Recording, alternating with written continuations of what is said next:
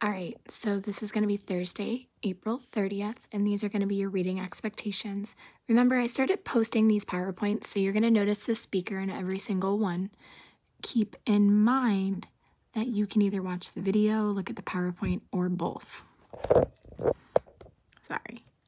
So we are going to be back in poetry again, but this time we're going to be in Pucks, Clubs, Baseball, Gloves. And today's poem is called Destination on page 17.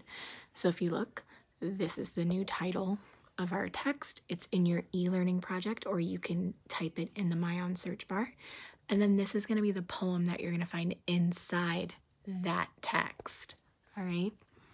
So we've already talked about things to look for in poetry. Today, we are reading to explain the events or what the poem says based on the details and examples in the poem. We are also reading to use details from a text to determine theme. So just keep that in mind. If we're able to summarize the poem, we can probably determine a theme. So question 1, what do stanzas 2 through 4 contribute to the poem? So if you notice, I put the stanzas on the right side over here. What I start noticing is that we're reading about a horse who is a horse that races, and there's a jockey on top of him, or a rider.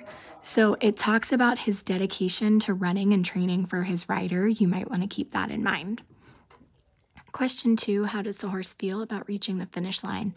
I copied those last 2 stanzas for you. I would reread those last 2 stanzas because the words that I see that hint that maybe he's a little discouraged about running in a circle and coming back to the beginning is the word downhearted.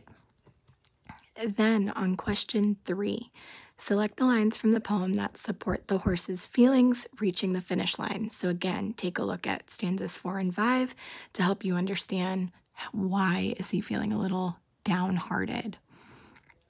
Question 4, who's the narrator? Well, think about the beginning, training for it since he was a foal. I know that a foal is a baby horse, so I might want to keep that in mind when I'm reading this. Question 5, how does the narrator affect the overall message? So boys and girls, just think about who's talking throughout the poem, whose point of view do we read it from? That might help you. Your challenge word is stool.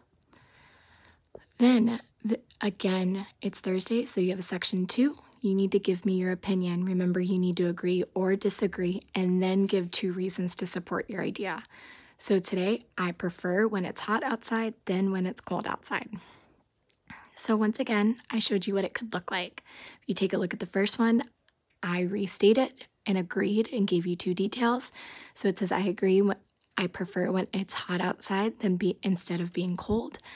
I like when it's hot because it means I can go to the pool or the beach. I also like hot weather because it means I don't have to bundle up wearing a lot of sweaters or jackets. Then I did a disagree. Same thing. Restated, gave 2 reasons. I disagree because I love cold weather. I love being able to make matching outfits with tights, boots, and cute sweaters. I also enjoy watching the leaves fall and up north when it snows. You can't put things like I agree, I disagree, yes, no, I don't know. I agree because then I ain't cold. I disagree because I like wearing sweaters. These aren't complete ideas and they will result in a 0. Please let me know if you need anything.